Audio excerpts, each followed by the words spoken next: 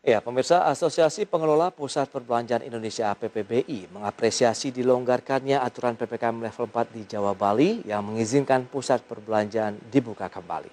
Namun demikian, APPBI berharap pelonggaran juga dilakukan di daerah lain dengan kapasitas yang lebih besar. Data yang didapat, penurunan telah terjadi hingga 59,6% dari puncak kasus di tanggal 15 Juli 2021 yang lalu. Momentum yang sudah cukup baik ini harus terus dijaga. Untuk itu, atas arahan Presiden Republik Indonesia, maka PPKM level 4, 3, dan 2 di Jawa Bali akan diperpanjang sampai tanggal 16 Agustus 2021. Pemerintah memutuskan untuk melanjutkan kembali penerapan pemberlakuan pembatasan kegiatan masyarakat atau PPKM level 4 dan 3 di Jawa dan Bali hingga 16 Agustus 2021 mendatang. Meski demikian, sejumlah relaksasi diberikan seperti pusat perbelanjaan yang diizinkan dibuka selama seminggu ke depan dengan kapasitas pengunjung 25% dengan syarat khusus. Persyaratan lainnya, pengunjung pusat perbelanjaan hanya diizinkan masuk jika sudah melakukan vaksinasi. Pelaku usaha yang tergabung dalam Asosiasi Pengelola Pusat Perbelanjaan Indonesia atau APPBI pun mengapresiasi dilonggarkannya aturan PPKM level 4 di wilayah Jawa dan Bali yang mengizinkan pusat perbelanjaan dibuka kembali. Namun demikian, Ketua Umum APPBI Alphonsus Wijaya mengatakan, pembukaan kembali pusat perbelanjaan di beberapa daerah seperti Jakarta, Bandung, Semarang, dan Surabaya sebenarnya masih belum dapat meringankan beban yang telah dialami pelaku usaha. Oleh karena itu, Alphonsus berharap PPKM level 4 dapat berjalan efektif sehingga pelonggaran bisa dilakukan pada pusat perbelanjaan di daerah lain dengan kapasitas yang jauh lebih besar. Khususnya selama penutupan operasional, selama pemberlakuan PPKM darurat ataupun PPKM berdasarkan level. Tetapi paling tidak sudah ada pelonggaran dan pusat perbelanjaan berharap perpanjangan PPKM ini bisa benar-benar efektif sehingga dalam waktu ke depan, dalam waktu singkat, bisa juga pusat-pusat perbelanjaan yang lain yang berada di luar keempat kota ini juga bisa mendapatkan pelonggaran. Alphonsus menambahkan saat ini sudah terdapat lebih dari 60% pusat perbelanjaan yang tersebar di 4 daerah yang memiliki alat pendeteksi barcode pengunjung yang sudah divaksin. Pengelola pusat perbelanjaan pun akan terus menambah alat pendeteksi barcode dari Kementerian Kesehatan agar dapat memfasilitasi pemeriksaan pengunjung yang akan memasuki pusat perbelanjaan. Dari Jakarta, Riki Anwardi untuk IDX Channel. Baik, pemirsa, untuk membahas tema kita kali ini sudah tersambung kembali melalui line Zoom bersama dengan Bapak Alphonsus Wijaya. Sudah ada Ketua Umum Asosiasi Pengelola Pusat Belanja Indonesia. Ya, halo Pak Alphonsus, apa kabar? Selamat pagi, salam sehat selalu, kabar baik, terima kasih. Ya, salam sehat juga ini Pak Alphonsus. Menarik juga kita cermati dengan keputusan pemerintah ini yang akhirnya untuk menambah lagi durasi PPKM level 4 sampai dengan 16 Agustus mendatang. Tanggapan dari APPBI sendiri bagaimana nih Pak? Ya, tentunya kami menyambut baik pelonggaran ini meskipun baru hanya sebatas kapasitas 25% dan itu pun hanya di 4 kota, yaitu Jakarta, Bandung, Semarang, dan Surabaya. Jadi sebenarnya kami meminta kapasitas jauh lebih besar dari 25% dan juga di seluruh Indonesia, seluruh pusat perbelanjaan yang ada di Indonesia. Karena kenapa? Karena pada saat PPKM Mikro pun dengan kapasitas 50%, kami tetap defisit karena biaya operasional tidak bisa menutupi. Nah, oleh karena itu diharapkan PPKM darurat ataupun perpanjangan PPKM berdasarkan level ini dapat benar-benar efektif sehingga dalam waktu dekat bisa segera ada pelonggaran untuk semua pusat perbelanjaan yang ada di Indonesia dan tentunya dengan kapasitas yang lebih dari 25%. Dan juga yang penting adalah restoran dan kafe boleh melayani makan di tempat ataupun dine-in. Itu harapan kami. Tapi tentunya, tapi memang silakan ya. Iya, Pak Alphonsus, tapi yang menarik kan di sisi lain memang penerapan PPKM level 4 ini juga terbukti berhasil Pak untuk menekan penyebaran COVID-19. Jadi memang dengan beragam batasan-batasan yang tetap diberlakukan oleh pemerintah ini menjadi bagian daripada upaya jangka panjang juga ini pemerintah untuk mengentaskan kita juga terbebas dari pandemi COVID-19. Iya betul, tetapi sebetulnya menurut kami seharusnya bisa lebih cepat lagi, jadi tidak perlu tutup sampai 6 minggu. Kalau pemberlakuan pembatasan-pembatasannya pemerintah lebih fokus ke berbasis mikro sebetulnya. Kami yakin kalau dilakukan hal itu penutupan ini tidak perlu sampai dengan 6 minggu seperti sekarang ini. Memang sejauh mana sih dampaknya begitu dengan penerapan beberapa pembatasan lah kegiatan masyarakat? Kita tahu ada PPKM mikro, PPKM darurat, kemudian juga yang sekarang di level 4 nih, bagi pusat perbelanjaan di tanah air. Ya, pertama dampaknya bukan hanya kepada pusat perbelanjaan dan para penyewa saja yang ada di dalam ini, tetapi di sekitar pusat perbelanjaan di seluruh Indonesia itu berada sektor usaha non formal yang skalanya mikro dan kecil seperti tempat kos, warung-warung, ojek yang antar jemput karyawan, parkiran, yang di mana mereka pun terdampak karena tidak ada pelanggannya. Pelanggannya itu adalah para pekerja yang bekerja di pusat perbelanjaan. Jadi dampaknya cukup besar. Dan yang lebih penting lagi adalah dengan penutupan ini, dengan pelonggaran ini tidak serta-merta dampak itu berakhir. Tidak bisa serta-merta dampak berakhir. Kenapa? Karena menurut pengalaman kami selama masa pandemi ini, hanya untuk menaikkan tingkat kunjungan 10 sampai dengan 20% saja, itu diperlukan waktu tidak kurang dari 3 bulan. Artinya apa? Artinya sekarang sudah bulan Agustus, sebentar lagi sudah akhir tahun. Artinya apa? Artinya dalam tahun 2021 ini, kondisi pusat perbelanjaan sudah pasti akan terpuruk kembali. Karena sekarang dilonggarkan baru hanya 4 kota, baru mungkin dilonggarkan seluruh Indonesia baru beberapa waktu ke depan lagi. Betul. Artinya di sisa kuartal 4 atau triwulan 4 sudah susah, lebih berat lagi kondisinya. Karena tadi saya sampaikan demikian. Baik, tapi kalau kita lihat dengan beragam persyaratan juga yang cukup ketat kaitannya dengan protokol kesehatan seperti misalnya harus menunjukkan sertifikat vaksin. Nah, ini bagaimana kalau dari APPBI sendiri melihat? Ya, kami mendukung pemberlakuan protokol tambahan ya. Ini bukan berarti menghilangkan protokol kesehatan yang sudah berlaku selama ini. Ini adalah protokol tambahan. Kami mendukungnya. Kenapa? Karena ada beberapa alasan. Pertama adalah kami berharap ini bisa mendorong percepatan vaksinasi. Kalau percepatan vaksinasi bisa didorong, tentunya herd immunity bisa segera tercapai. Sehingga Indonesia bisa cepat keluar dari krisis kesehatan yang terjadi udah hampir 1,5 tahun ini. Kan kita semua juga capek ini, buka tutup gitu kan, terus terjadi lonjakan kasus ini. Jadi kami berharap dengan adanya ketentuan ataupun protokol wajib vaksinasi ini bisa supaya tidak terjadi lagi buka tutup lagi. Jadi itulah alasannya kenapa kami mendukung. Dan kemudian juga seluruh pekerja di pusat perbelanjaan hampir 100% memang sudah divaksinasi. Dan kemudian juga kalau kita lihat tingkat vaksinasi khususnya di DKI Jakarta ini kan sudah hampir bahkan sudah lebih dari 90%. Jadi seharusnya tidak ada masalah lagi dengan ketentuan protokol baru yaitu wajib vaksinasi. Itulah adalah beberapa alasan-alasan kami yang kenapa kami mendukung ketentuan ataupun protokol wajib vaksinasi tersebut. Baik, tapi redundant juga kira-kira menurut Anda nih, bagaimana dengan pembatasan 25%, kemudian juga harus ada wajib sertifikat vaksin. Nah, bagaimana juga dengan kesiapan teman-teman APPBI ini dari sisi mungkin sistemnya, peralatannya begitu untuk mendeteksi atau paling tidak men-scan dari sertifikat vaksin yang dimiliki oleh pengunjung misalnya?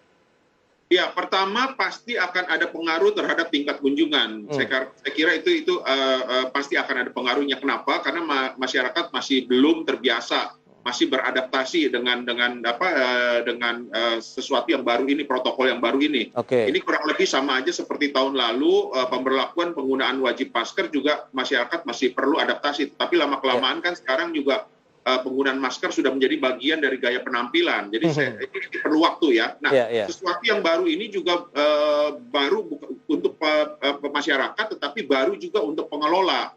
Nah, yang pasti adalah pemeriksaan tidak boleh secara manual. Kenapa? Karena sekarang ini kan marak sekali sertifikat vaksinasi yang palsu. Jadi ini kami hindari. Jadi pemerintah bersama kami memastikan bahwa semua pemeriksaan itu harus melalui aplikasi Peduli Lindungi. Karena untuk menghindari banyak permasalahan di lapangan jika dilakukan secara manual. Nah, sekarang ini 85% pusat perbelanjaan yang ada di keempat kota tersebut telah siap semuanya. Ini data per kemarin ya. Oke. Harusnya hari ini bisa lebih lagi. Nah, sisanya teman-teman pusat perbelanjaan masih mempersiapkan pelaksanaan untuk aplikasi Peduli Lindungi ini, terutama dari sisi QR Code. Karena QR Code itu kan harus diproduksi oleh Kementerian Kesehatan Republik Indonesia. Jadi bukan kami yang memproduksi itu. Nah, inilah persiapan-persiapan yang dilakukan. Jadi saya kira dalam hari ini ataupun besok 100% di keempat kota ini semua sudah siap. Baik, dengan durasi sekitar sampai dengan 16 Agustus, sejauh mana potensi kerugian yang akan dialami next-nya sampai dengan tahun 2021, Pak Alfonsus, kita bahas di segmen berikutnya. Tahan dulu jawaban Anda, dan pemirsa kami akan segera kembali sesaat lagi.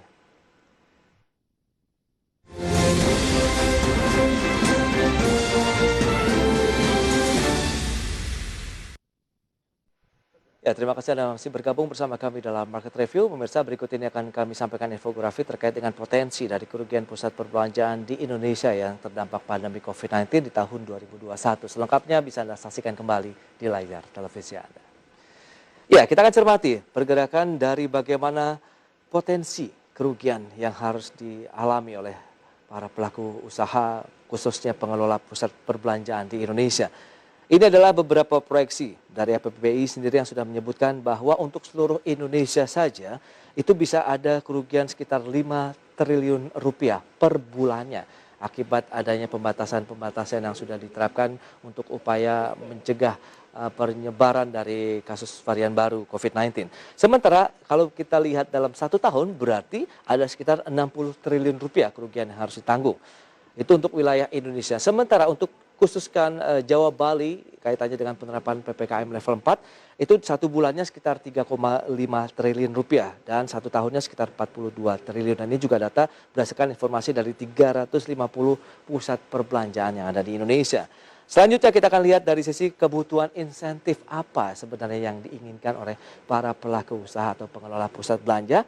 Ya, kita lihat ada insentif yang untuk mendorong penjualan itu berupa pembebasan sementara pajak penjualan atau PPN final. Kemudian ada insentif dari sisi keringanan beban pelaku usaha yaitu pembebasan pajak penghasilan atau PPh final.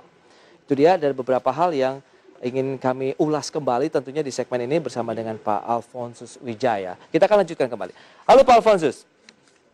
Mas, silakan. Ya, kita akan lanjutkan kembali informasi begitu kerugian yang sangat besar juga yang harus dialami nampaknya oleh teman-teman APBI begitu di sepanjang tahun ini potensinya bahkan sampai dengan 60 triliun rupiah untuk seluruh Indonesia pusat belanjanya. Sementara di Jawa Balinya saja sekitar 42 triliunan begitu kalau tidak salah. Nah, bagaimana nih? Apakah benar begitu potensi kerugian yang akan dialami oleh teman-teman APBI di sepanjang tahun ini? Ya, saya kira demikian karena pendapatan pusat perbelanjaan itu adalah dari pendapatan sewa yang dibayar oleh penyewa dan juga pembayaran service charge yang dilakukan oleh para penyewa. Nah, kalau pusat perbelanjaannya tutup sehingga para penyewa tidak bisa membuka usahanya, tokonya tutup, tentunya mereka juga akan berpotensi tidak mau membayar biaya sewa dan service charge. Jadi itulah potensi-potensi yang akan potensi kerugian yang bisa diderita oleh pusat perbelanjaan. Nah, ya. Baik, tapi kalau kita lihat itu untuk seluruh Indonesianya kan sekitar 60 triliun. Jawa Bali nampaknya memang kalau kita lihat hampir sebagian besar ya, karena memang lebih banyak di wilayah tersebut untuk pusat perbelanjaannya. Nah, bagaimana ini upaya-upaya juga dari APBI paling tidak untuk bisa meminimalisasi dampak kerugiannya nih?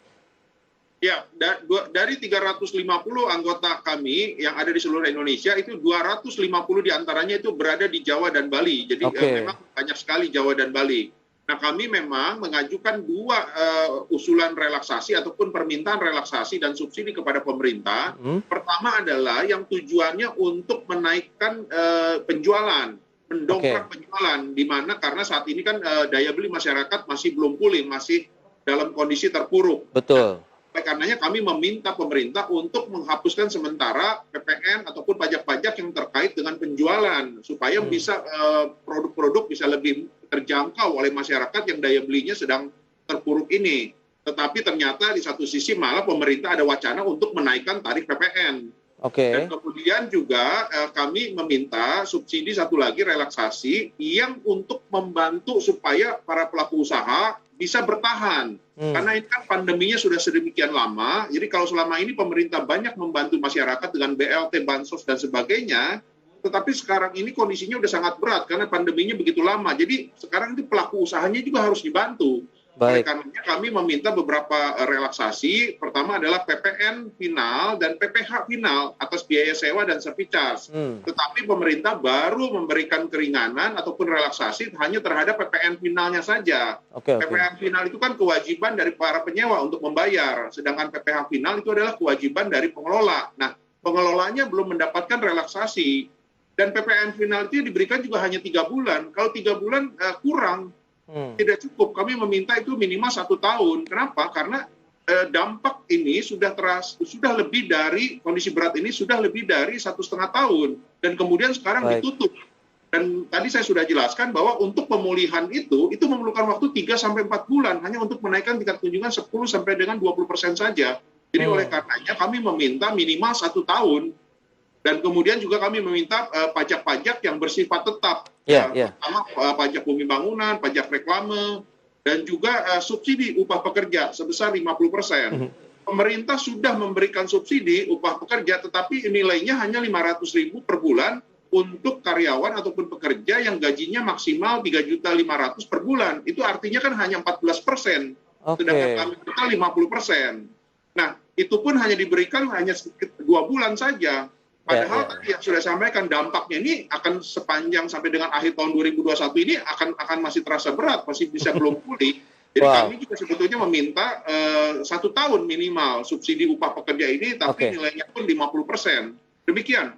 Baik, Pak Alfonsus, menarik kalau kita bicara mengenai jumlah tenaga kerja. Sejauh ini dari teman-teman APBPI, kemudian mungkin laporan dari tenen-tenen yang ada, bagaimana dengan nasib para pekerjanya sendiri dengan adanya pembatasan-pembatasan yang berlangsung hingga saat ini? Yang terkait dengan pekerja, ada 3 tahapan. Pertama adalah tahapan karyawan dirumahkan dengan tetap menerima upah penuh. Tahap kedua adalah dirumahkan dengan menerima upah sebagian. Tahap ketiga adalah pemutusan hubungan kerja. Itu adalah langkah terakhir. Nah, sekarang ini sudah ada di tahap 2, yaitu dirumahkan dengan upah hanya dibayar sebagian. Dan sebagian kecil juga sudah ada yang melakukan PHK. Jadi ini kondisi yang sekarang. Karena kan penutupannya diperpanjang terus-menerus. Jadi oleh karenanya kami terus mendesak kepada pemerintah agar segera bisa melonggarkan pusat belanja supaya segera bisa beroperasi. Supaya tidak terjadi opsi 3 tadi, tahap 3 tadi, itu pemutusan hubungan kerja tadi. Kalau itu terjadi kan menjadi masalah baru lagi buat kita semua. Baik, tapi dengan beragam insentif yang sudah diberikan begitu, apakah memang masih belum cukup begitu, Pak Alfonsus, untuk meminimalisasi paling tidak mengurangi sedikit saja dari potensi kerugian yang dialami oleh pusat perbelanjaan? Tidak bisa, karena sebetulnya para pelaku usaha ini memasuki tahun 2021 ini dengan kondisi yang jauh lebih berat dari tahun 2020.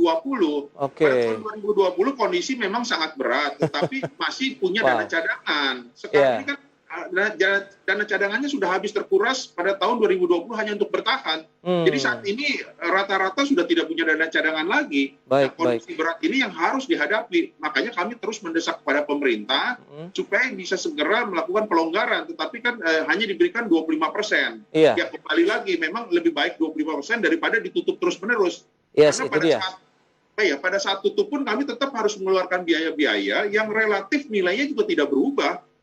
Harus bayar semua biaya-biaya tersebut.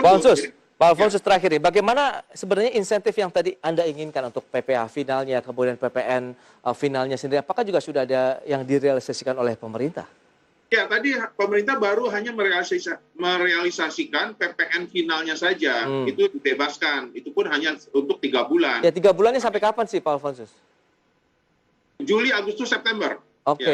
Ya, kami meminta PPh finalnya juga, karena itu kan kewajiban pusat belanja, sedangkan PPN final itu kan hanya baru kewajiban penyewa.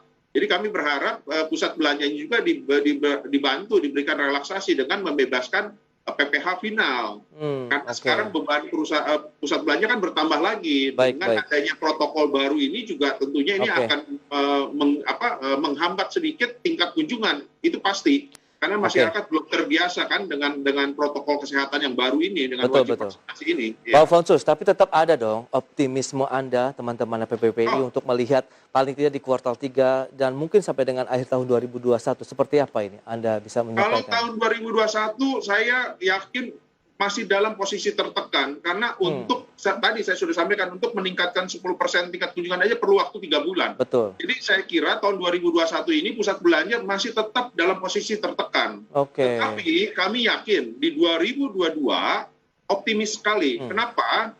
Karena dengan salah satunya ini kan dengan mendorong percepatan vaksinasi, mudah-mudahan akhir tahun ini tingkat vaksinasi secara nasional bisa lebih dari 50%. Kalau bisa dari 50%, kami yakin di 2002 pergerakan ekonomi pertumbuhannya akan sangat cepat sekali.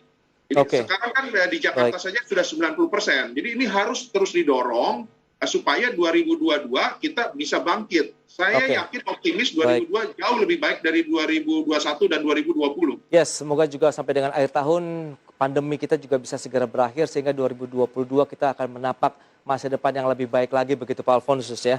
Baik, terima kasih banyak Pak Alfonsus atas waktu yang diberikan dan juga informasinya terkait dengan bagaimana kondisi pusat perbelanjaan di Indonesia. Sukses untuk Anda, selamat melanjutkan aktivitas Anda kembali dan stay healthy Pak Alfonsus. Terima kasih, salam sehat. Baik. Ya pemirsa, demikian 1 jam sudah saya menemani Anda dalam program Market Review. Lindungi keluarga Anda saat penularan COVID-19 makin meningkat dan tetap patuhi protokol kesehatan 3M. Memakai masker, menjaga jarak dan jauhi kerumunan, serta mencuci tangan di air yang mengalir. Jangan lupa juga dukung terus vaksinasi pemerintah demi terjadinya kekebalan kelompok agar pandemi segera berakhir. Ya, semoga pembahasan tadi dapat menjadi referensi dan juga sumber informasi untuk Anda. Tetap perbaharui informasi Anda hanya di IDX Channel, your trustworthy economic business and capital market channel. Saya, Prasetyo Wibowo, beserta kerabat kerja yang bertugas undur diri. Terima kasih dan sampai jumpa.